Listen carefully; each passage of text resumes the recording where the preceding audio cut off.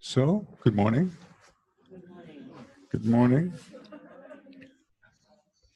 Good morning, Mr. Haller. It's the end of the 2 weeks. It's been a long time. I'm now completely in the world of gravity. There is no lift. So how's the world of gravity these days? It's still, it's constant. Yeah. So how was that, the exploration for the last lesson yesterday? Pretty interesting, isn't it? Again, to see these differences in the way that the organization and what it takes to, I mean, first of all, it's another one of those lessons, like when I said stand as if you're lifting your feet, where you're, and if you've rolled to the place where you've rolled and your hip has rolled toward the floor and you've rolled to that side, and then you're asked to roll onto your stomach, it makes no sense. You can do it, but especially if you play with the constraint of not having your elbow touch the floor, and it's almost impossible to hear the constraint. Yeah, roll to your stomach. That's what you hear. Yeah, and if you roll and your elbow touches the floor, then it's, well, it's still, I'm rolling. So that moment in which the possibility doesn't even exist. Yeah. You don't even see the door, right? Yeah.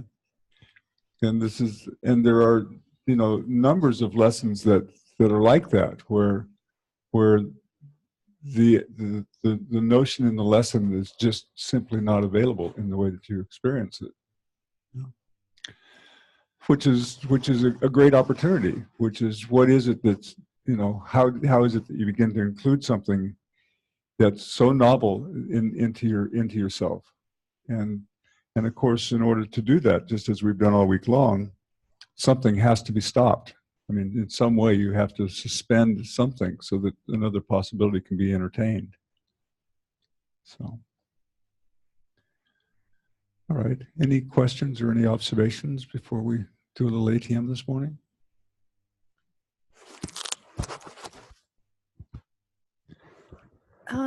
When Anna and I were exploring this yesterday afternoon, and I had, was one of the people, as others could see, who, just as you say, like, what? Right. What was really interesting was how helpful it was to include your eyes, to actually look up towards, in a sense, to look up behind you where you were, a bit like when we were reaching right at the beginning of the lesson. So I was just interested in your view about the role, because what you're talking about is inhibiting, but I was just interested in your view about what role eyes and looking might play in enabling that, either switching something on or taking your attention away. I'm not sure. It was quite remarkable how helpful it was to. Yeah, as soon as you watch what creates the means for the organization of a baby. It's just what they see, and then they'll organize everything towards that. Yeah, and I didn't. It wasn't like I purposefully didn't include that, because I was much more interested in the conundrum, right? But the organization of the eyes the whole process by which the eyes organize the person for turning, that could very easily have been the lesson. And if you were to teach this lesson and say you taught this lesson in pieces or in steps, then you might come to the place where you would include the element of the eyes in the lesson, which is the eyes organizing the spine, the eyes organizing the body, the eyes organizing the intention, right? I mean, turn in such a way that you can see as if there was a toy here, you know. So if you have the baby and you put a toy there, then it's not long before the baby is looking for, you know, right.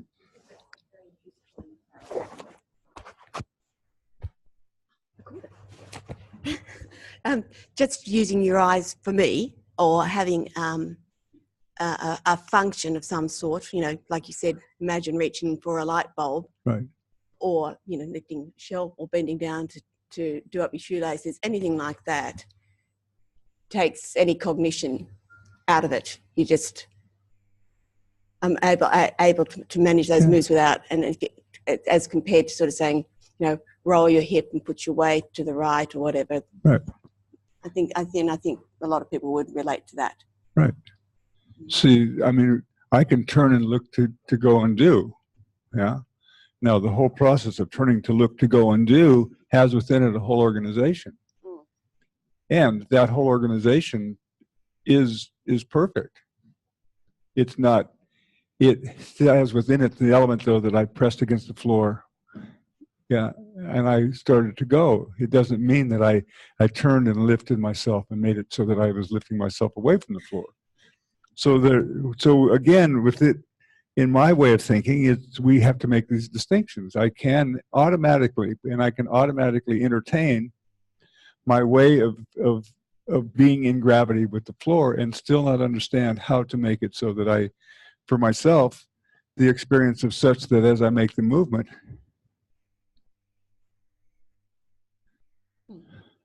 yeah, how I lift myself away as opposed to the way I push myself into the world. Yeah. So, you know, and I think that one of the things that we've done this week is we've looked pretty thoroughly at what it means to cancel gravity, you know, to really start to see what the difference is between pressing against the world and lifting ourselves away from the world. Yeah. Now, you can add within that all the elements of listening, seeing, turning the teleceptors, organizing the head, and for the activity of participating in the world. Yeah. I've had big arguments with some of the other trainers. You know, one of my students, Andrew Gibbons, some of you have seen some of his stuff, I think, and it's pretty interesting, pretty nicely done stuff. And a trainer called me and said he needs to take that stuff off the internet. Yeah, because this is the function of standing is completely organized by the intention to move. Yeah. So if you really organize the eyes and you organize the head, then the whole self is organized. Yeah. And that's not the point that we're making at all. I mean, that's not the point that Andrew's making. The question is how do we find the clearest pathway through the skeleton to lift ourselves away? And if we understand that, then if we can combine those in the world, then my whole ability to act is even more comfortable. I'm not creating historic sharing responses that I've maintained in the way that I make the movement. If I organize myself and I organize myself and I still organize myself and I've still come to a place where I've fallen in on myself and I've utilized my skeleton in this way that's at some point in time can be erosive. You know?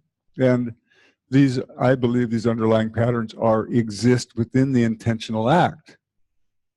And so until the intentional act has the chance to be refined and refined and refined, and one begins to bring another quality of intention into their actions, yeah, they will be bound by what has been historically written. And it's historically written because it's what provides them with the sense of safety. Yeah.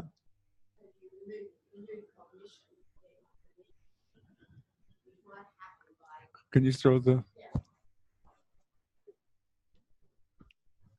So the layer that you add is to find the clearest pathway through your skeleton, not to do it just as you've always done, which might be the eyes leading, Right. things like that.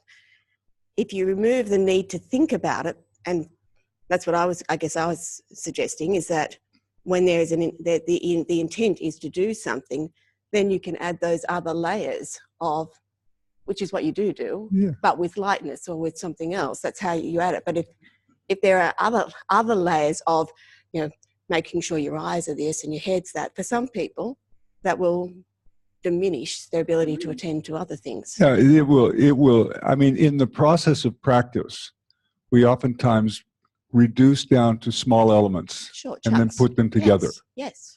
Right? And education does that, yes. Right. Well, our lessons do that. Yes. We Well, ask they ourselves, are. can you think of a lesson where it goes the other way, where you start at the whole and reverse it into the small details?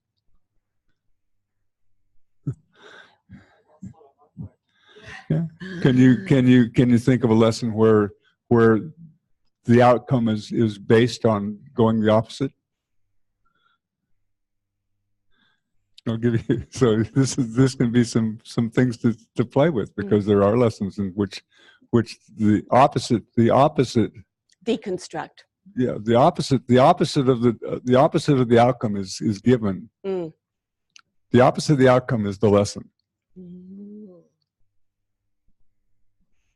Okay. So I mean, it's fun to look at it. It's fun to look at the construction and the strategy of lessons. Yeah. Yeah. Okay. With that lesson yesterday, it brought me. Is it on? Yes, you're fine. To a place which I was very often in my training as well. Really high up, supported by the floor, and everything was just perfect. But with my illness, fibromyalgia, I often come to places where I actually have to start learning how to walk again. And do you have experience with people with fibromyalgia? Is that often the case, or not really? No, I mean, you fibromyalgia and I'm not going to remember some of the other names right now, but some of the other rheumatoid. I mean, these are different kinds of arthritis and things that when a person enters into the pain or that oftentimes the protection leads to the diminishment of the ability to function. Mm-hmm. And so the whole, I mean, when I work with people, I have a lady that I've worked with for 4 or 5 years now with really, really severe fibromyalgia, to the point where when I started, there was no ability to touch. I would just give her a little of this and just tiny. And now she works, and she's recently found a boyfriend, and her life is beginning to emerge again after really, really a very long time. And she goes through really significant phases where she goes into difficulty, but then when she comes out a little higher than she was before. So we can see a general progression for her ability. Mm-hmm. You know, it's just a general trend where she's more capable of doing the things that she wants to do in her life.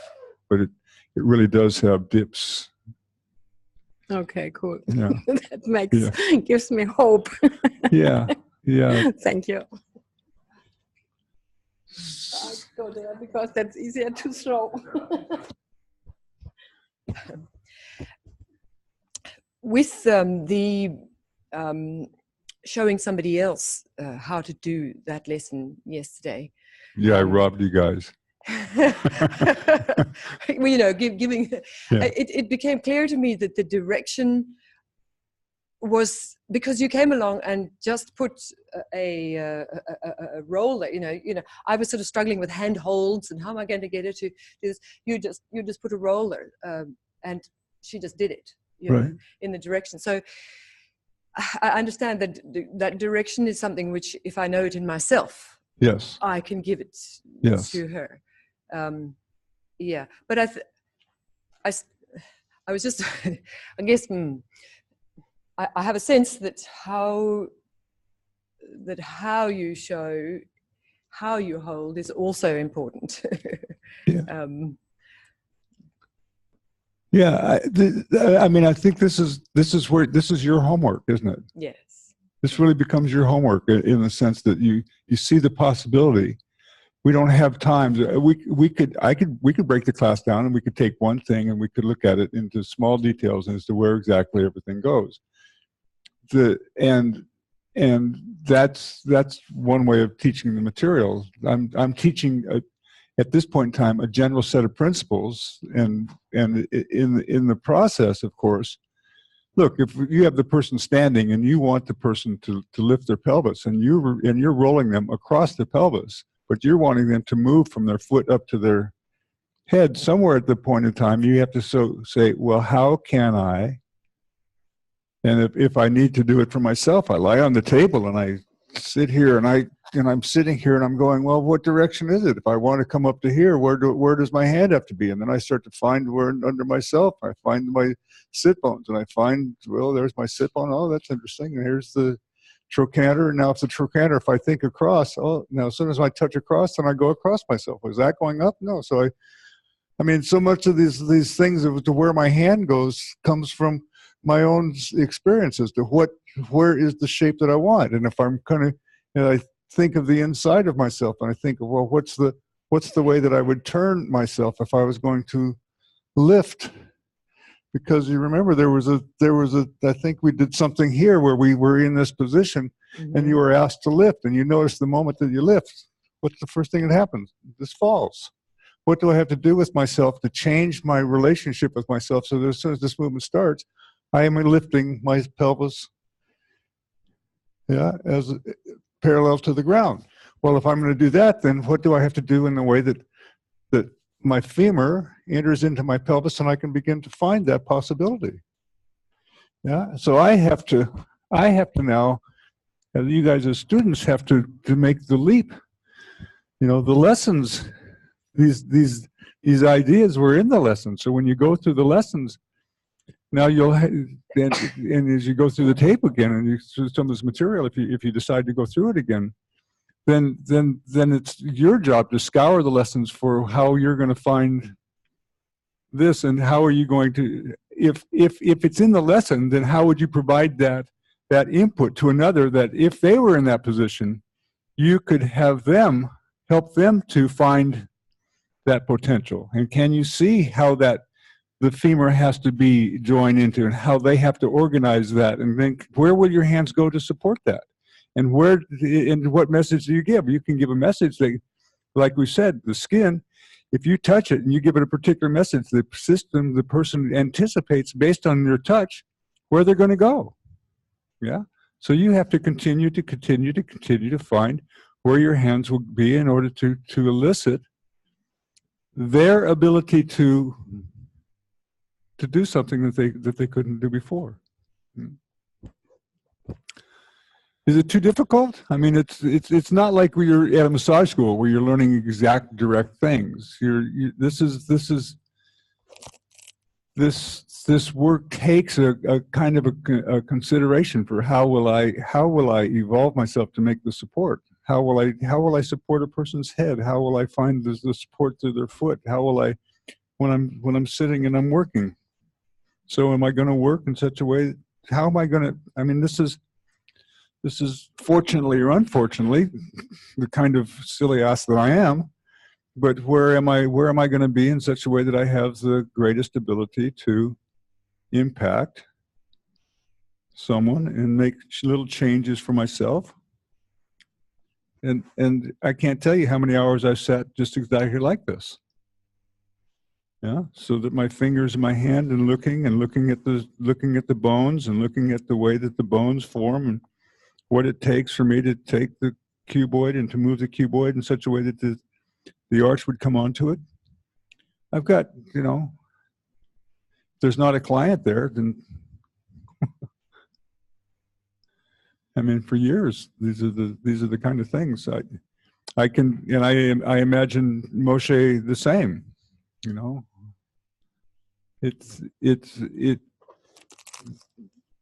I just hope that I've taken you closer to 80% than I got in this time. All right. Anything else? Yeah. Just on the subject of like getting more improvement or whatever. I mean, for me, it's fascinating in the sense that in the idea of the feet going out, the knees going out, the hips coming in, all that rising up stuff. I mean, that's powerlifting. That's you know, the weightlifting and stuff. But in here, like I've been doing that for years. Right. And then I started doing the Feldenkrais method and realized that I wasn't doing it per se. So that's why I find it interesting that someone would say that it's about just organizing the head. Because for me, learning this organization through the feet has completely changed the way. I was already a pretty good lifter. I was lifting pretty heavy. There was nothing wrong with per se with what I was doing, and I was teaching people, and I knew that I was teaching people better than average. But what I do now and what I did then is just it's chalk and cheese. I had a guy from what we were doing this week. I had my son's friend down here last week who wanted to learn. He's a power lifter. I've been helping him. Oh, not a power lifter, but he wants to learn deadlifting better. And I was able to show him in 45 minutes what used to take me a couple of months to get the structure and understand. I looked at him and went, holy crap. Like I used to think a month was quick. 45 minutes. And I had this guy standing and moving in a way that I couldn't imagine doing in such a small amount of time. And I knew that he understood it. We walked out. He walked differently. He held himself differently. And that push was there even after he put his shoes on. So I mean that's why this is the segment on self-organization. If we understand the organization within ourselves, then we can begin to convey it to the people that we're working with, and we can start to see it relative to every single detail in life. I'm hitting a golf ball. Here I am. I'm standing on my leg. I'm standing on my leg. Did I collapse my leg? Sometimes you'll see golfers come here and collapse. So now my whole system, and the moment I fell, and then you'll see as the golfer comes here, and as they come across, there's the collapse. They go to their foot prematurely. What happened to my hand now? I just dropped my hand. Now, if I have good hands, I can get away with it until I tire. I played really great for 13 holes, right? But unless I find the ability to have the support, that's a golf swing. But it's also hitting a baseball. It's also throwing. It's also lifting. It's lifting a wheelbarrow. It's doing everything in life has within it these elements. And anything less than those elements by which the movement passes through the skeleton is received in the soft tissue. It is some level of where because of orientation, we will not fall. So we'll do whatever we can that we need to stabilize ourselves. And if we fall, then generally it means that there's some kind of neurological defect that we have. So these things are crucial. I mean, I can't tell you how many athletes I've had come in and then have them show me their workout routine and define within the workout routine what they're doing that completely is related to the way that they maintain their injury. Look, let me show you guys something so you see this. Just come around for the middle for just a moment. And I had a man who was a professional hockey player. Just come around and I'll just show you just an example so you can see. Professional hockey player, and he has a torn labrum in his left hip. And he's been 6 weeks out of play. They're trying to get him ready so that the team will go into the playoffs. And for whatever reason, I finally am able to get into it's the first time I get into a professional club. The stories are interesting with all the kinds of professional clubs. But so here he is. Now, he's organized like this. Right? Now, the thing that they're doing with him is they've measured him for muscle imbalance, and they've given him exercises for his muscle imbalances. Now, If you take me here, and I'm exaggerating a little bit, but you see that one leg is there and one leg is here. Now, which leg is going to be easier for me to lift? The one that I draw into me is the easiest one to lift. Yeah? Now, if you look at how it is that I'm lying here, with my leg here, and the way that I'm lying and where my back is in contact with the ground, this leg, it's easy for me to find the contact with the ground that's equal to the weight that I'm lifting. Yeah? So you can see that the first movement I actually make is I roll my back into the ground. How much does my leg weigh? I don't experience any weight. Yeah, but on this side, now where am I lifting this one? I'm lifting this weight up there. And it must be damaging my hip. What's the exercise they've given him for this muscle imbalance? That. And he's lifting his leg up there. So, and he's hurting himself more and more every time he lifts the damn thing, which all the exercises that he's doing, right? Because you can see that that leg at that point in time, out that far away from me, is where I must be tearing myself there. I'm not there. Now you saw my leg just lift that much higher the moment I put my back in the ground. Now, what happened to the weight of my leg? Yeah. Now I sit there and I show the trainer I have him. I say, I'm not going to screw up this relationship. So I have the trainer next to me. I show him just exactly that. And at the end of the session, with the athlete, and the athlete is like this and like this, I have him skating in 3 days. He's been off the ice for six weeks. I have him skating in 3 days. The trainer looks at me and says, yeah, but what about the muscle imbalance? Because he can't see anything other. That's the way that he's been trained, is to look at the muscle imbalance and to strengthen the areas that are weak. But if you can see that this is the whole argument against core strengthening, isn't it? Because the argument of core strengthening is I'm going to strengthen myself in the way that I'm sitting here. Now I can't lift my head here. Oh, it's no problem. My head's here. Now my head, look, now my head went away. Now my head's easy. I mean, the whole idea of these notions that we have of strengthening must be related to the way that I strengthen the pattern within myself. Yeah. And for the most part, until I actually have another degree of variability within myself, so I can begin to find all these different possibilities. Yeah. Now, I mean, we begin to understand that, but we can see the specificity of training. The specificity of training for our part is not the exercise. It's that we understand the process by which we can find how to make ourselves efficient, so we can take it with us. So the specificity of our training isn't this, how many times I lift and I can do this and I get to the place where I can do that.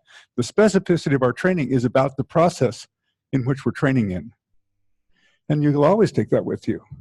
That will go outside of this room. Whereas the exercise, the result of the exercise, oftentimes doesn't, unless you can carry the process continually with you.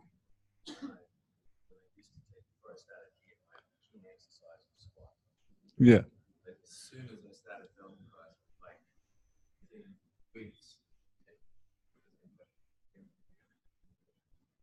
Yeah. Right. Yeah. The fun activity, I think, is the power clean, but that's another that's another whole world, isn't it? The power clean.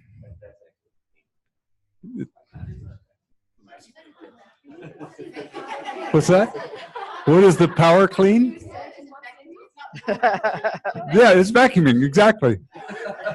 You're vacuuming, right?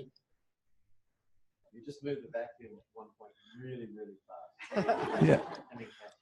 Yeah.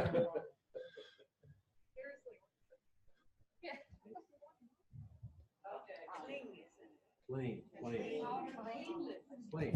Power clean. It's when you watch Olympic lifting, which I'm sure all of you do. It's the first move. It's the first move in the clean and jerk.